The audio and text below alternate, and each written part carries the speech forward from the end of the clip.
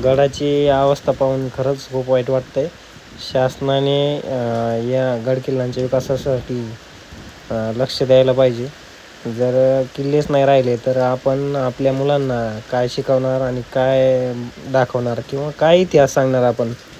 त्यामुळं गडकिल्ल्यांचा विकास होणं खरंच खूप महत्त्वाचं आहे. ज्याप्रमाणे महाराजांचे काही गुप्तहेर बादशहाच्या ताफ्यात होते, तसेच त्यांचेही काही गुप्तहेर जे होते ते स्वराज्यात होते. त्यासाठी महाराजांनी हा खलबतखाना तयार केला होता.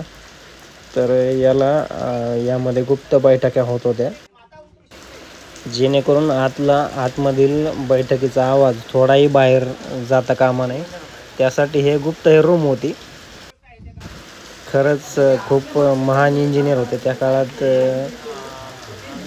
एकदम भयानक अशी गुप्तहेर रूम त्यांनी तयार केली. अजून पण या रूमला एकदम आतमधून एकदम फिनिशिंग एकदम जबरदस्त आहे.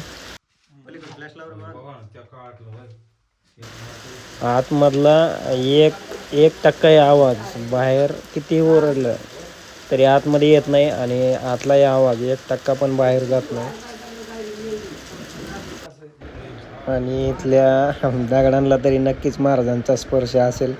भाग्य आमचं आम्हाला रायगड पाहायला भेटला.